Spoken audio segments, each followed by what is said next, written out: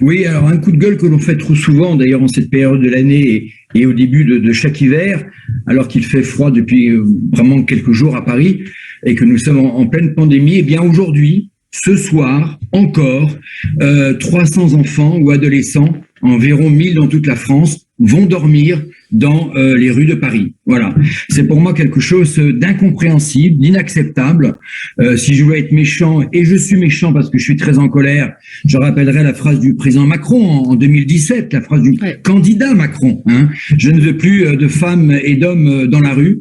Et bien encore aujourd'hui, encore ce soir, je ne parle pas des adultes, là j'ai fait un coup de cœur sur les enfants parce que c'est quelque chose qui me touche particulièrement. 300 enfants à Paris vont dormir dans les rues. Alors, qui sont ces enfants? Voilà, qui sont ces enfants? Alors, chaque année, vous savez, on fait avec la ville ce qu'on appelle, alors je déteste ce mot parce que ça donne un côté festif, c'est la nuit de la solidarité. C'est-à-dire que chaque année, avec les services sociaux, les citoyens vont dans toutes les rues de Paris, c'était en mars dernier, et on décompte les gens qui dorment dans les rues. Il y en a 2800, on en avait en mars 2021, 2800 personnes dormaient dans la rue, donc environ 3000, avec une moyenne d'âge de 41 ans, mais il y a donc 13% de femmes et 13% de moins de 25 ans.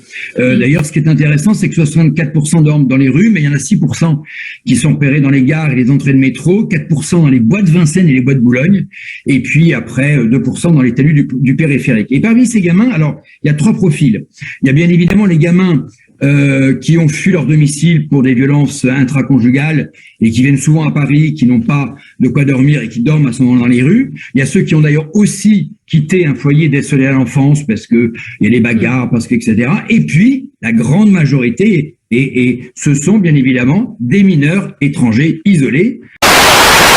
Non, ce qui est terrible dans cette histoire, et je me souviens encore au Conseil de Paris, Emmanuel Grégoire qui passait devant moi avec Rachida Dati, on l'a accroché par le bras, on lui a dit mais Emmanuel Grégoire, c'est le premier adjoint, hein, c'est inadmissible. Quand il y a une explosion comme ça, on n'attend pas un accord cadre, la réponse des assurances, qui a la faute à qui. De toute façon, on débloque immédiatement une enveloppe de plusieurs millions d'euros. Et après, on se fait rembourser par les assurances si la mairie de Paris n'est pas responsable. En l'occurrence, elle l'est. Bon, mais pourquoi avoir attendu tant de temps pour débloquer? On débloque en général, quand il y a un tremblement de terre, on débloque tout de suite des fonds pour assister. Et là, ça n'a pas été fait. C'est ce qu'on reproche, ce manque d'humanité de la part d'Emmanuel Grégoire et de la part d'Anne Hidalgo. On débloque tout de suite un fonds pour indemniser les victimes, et puis après on verra les procédures. Bon, de toute façon, les procédures font que effectivement la ville de Paris est de toute façon responsable. Mais c'est ce manque d'humanité, ce manque de réactivité est inadmissible de la part d'Emmanuel Grégoire et d'Anne Hidalgo.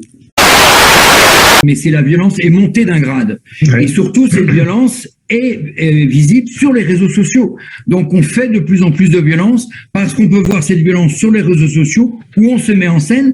Et donc, on a l'impression, en saccageant la permanence d'un député, en agressant un élu, forcément, c'est filmé plus ou moins par des réseaux sociaux.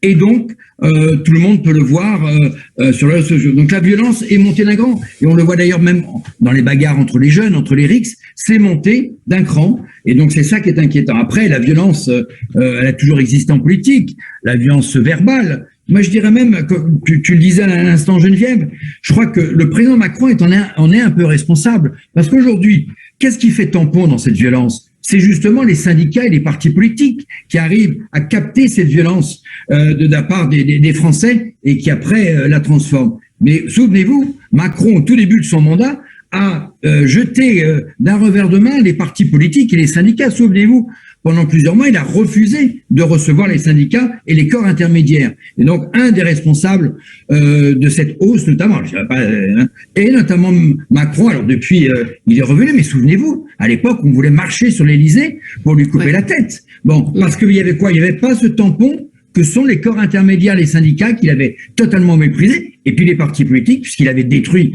la gauche et qui commençait à détruire la droite, qui est aujourd'hui revenue. Après, la violence, elle a toujours existé, même un peu verbale. Je m'adressais au Rassemblement national, mais j'ai le souvenir de Marine Le Pen, quand même, qui à une époque refusait l'entrée dans ses meetings de certains journalistes, sous prétexte que Mediapart, et je crois que c'était le petit journal à l'époque, sous prétexte qu'ils ne relataient pas forcément très bien les meetings c'était pas ça, de Marine Le Pen.